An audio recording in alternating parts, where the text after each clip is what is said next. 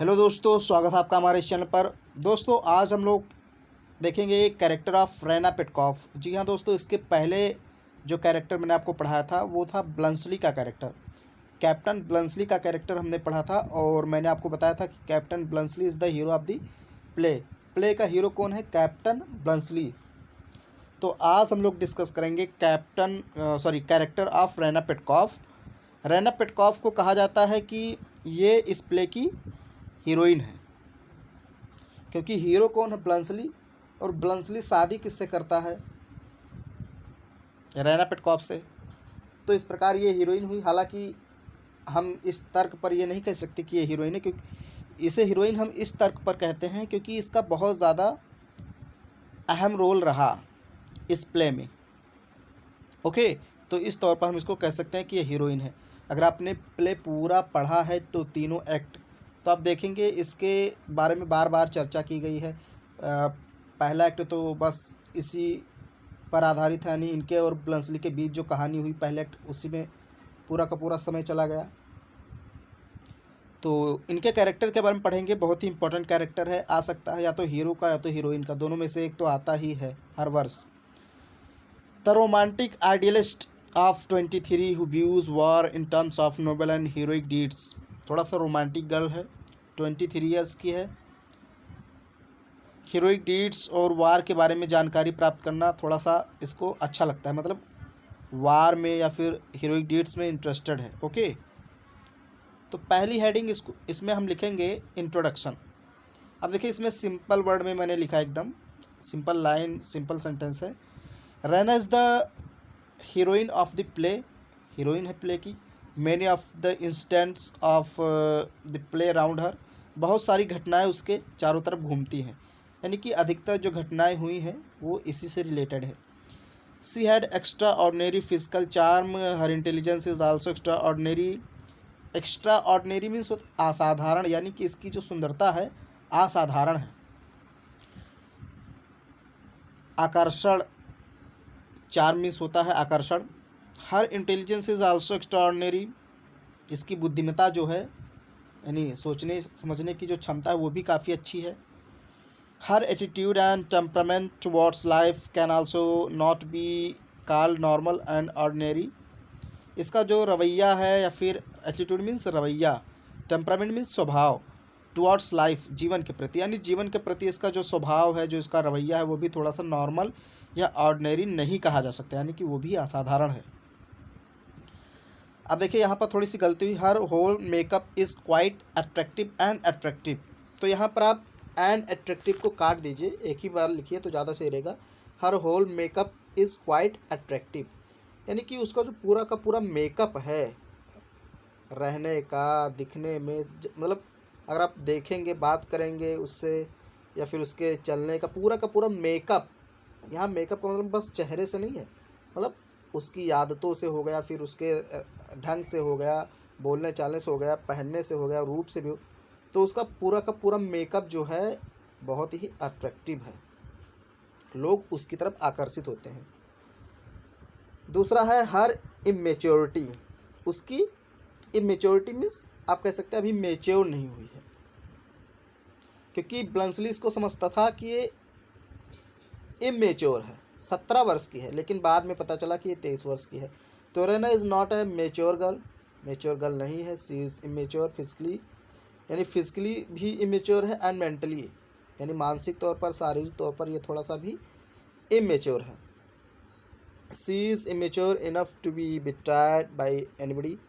कोई भी इसको आसानी से धोखा दे सकता था, बेवकूफ़ बना सकता था। सर्जियस बिफूल्स हर, सर्जियस ने इसको मूर्ख बनाया भी।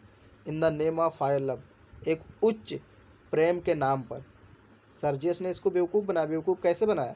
क्योंकि सर्जियस इससे कहता था कि मैं तुमसे बहुत प्यार करता हूँ, बट उसका जो संबंध था, रिलेशन था, वो कहीं ना कहीं लूका से भी था।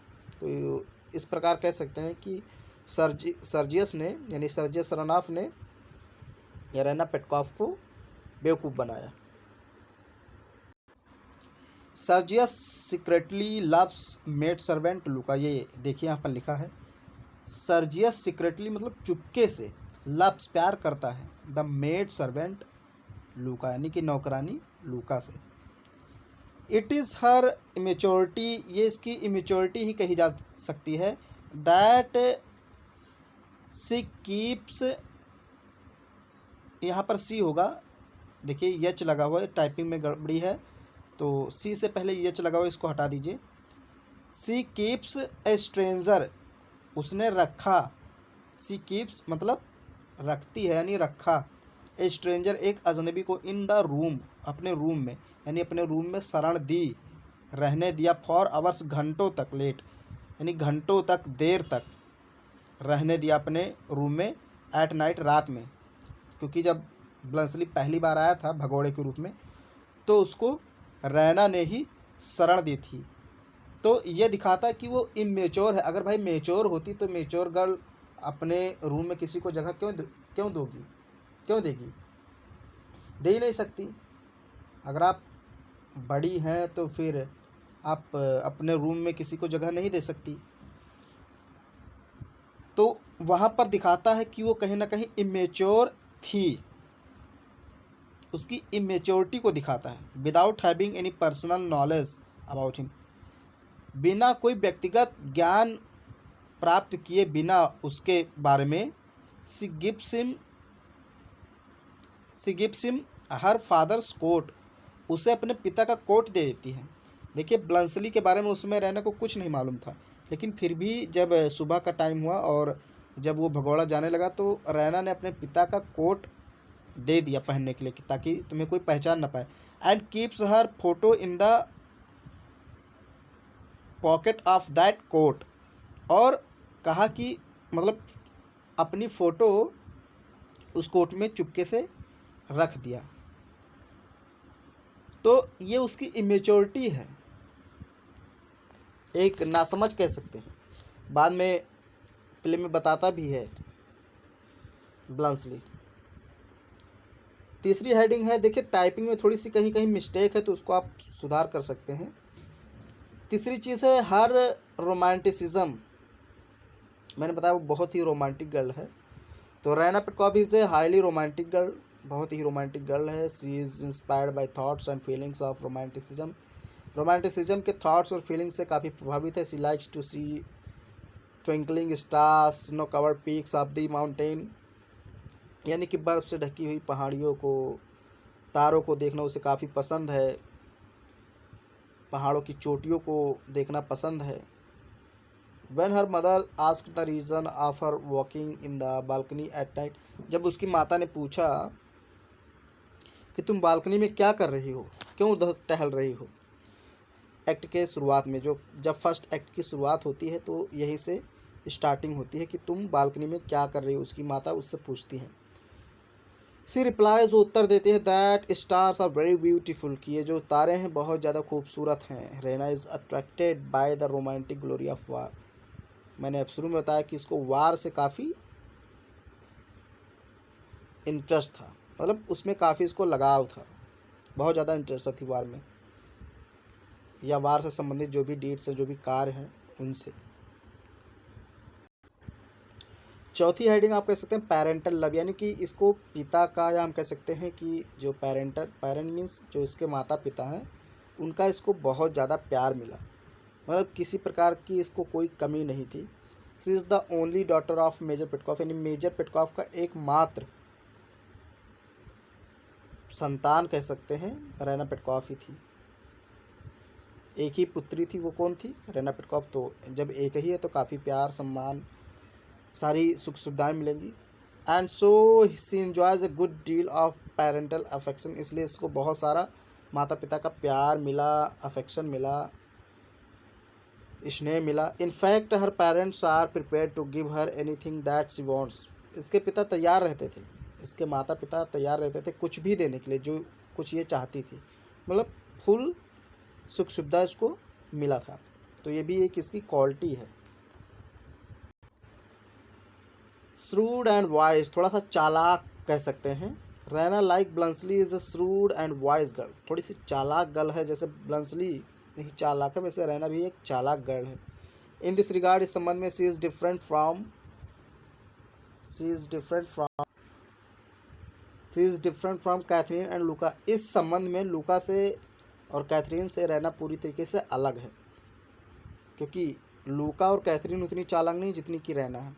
It is account of this quality, इसी गुण के कारण that she quickly discovers the romantic attitudes toward life, love and war. यही इसका गुण है जिसके कारण इसने लाइफ, लव और वार के प्रति रोमांटिक एटीट्यूड्स अपना लिया, क्योंकि पहले रोमांटिक नहीं थी शुरू में, बाद में इसको पता चलता है तो ये रोमांटिक हो जाती है। तो इसकी चालाकी के कारण ही पता चलता है, क्योंकि पहले इसे सर्जियस बेवकूफ़ बहुत बनाता है। बाद में जब सर्जियस और लूका के बारे में रैना को पता चलता है तो रैना भी अपने दिमाग का इस्तेमाल करना शुरू करती है। तो बाद में क्या होता है कि लाइफ, लव, वार के प्रति इसका एटीट्यूड्स यानी रवैया थोड़ा सा बदल जाता है। क्विकली मतलब तुरंत, डिस्कवर्स मतलब खोज लेती है द रोमांटिक एटीट्यूड्स। ओके, उसके बाद है ब्रेव एंड करेजियस, मतलब साहसी और बहादुर कह सकते हो। She is pretty brave and courageous, बहुत ही बहादुर है।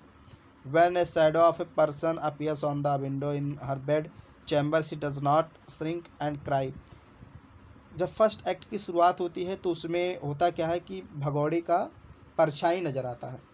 जब वो खिड़की से प्रवेश करता है तो उसकी परछाई नज़र आती है, तो ये डरती नहीं है, ना तो चिल्लाती है। She immediately catch the point, वो तुरंत मुद्दे को समझ जाती है। And tries to face the situation boldly, और बहादुरी से उस सिचुएशन को फेस करने का प्रयास करती है।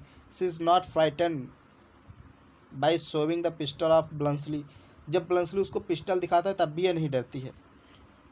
When he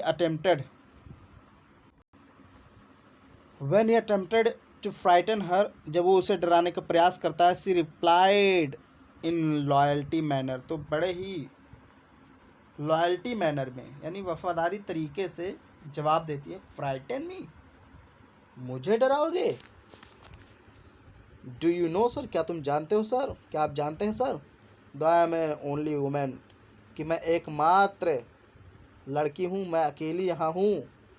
I think I am at heart as brave as you, लेकिन फिर भी मेरे ख्याल से मैं दिल से उतनी ही बहादुर हूँ जितनी कि आप हैं। आप मुझे डरा नहीं सकते, क्योंकि मैं दिल से उतनी ही बहादुर हूँ जितनी कि आप हैं।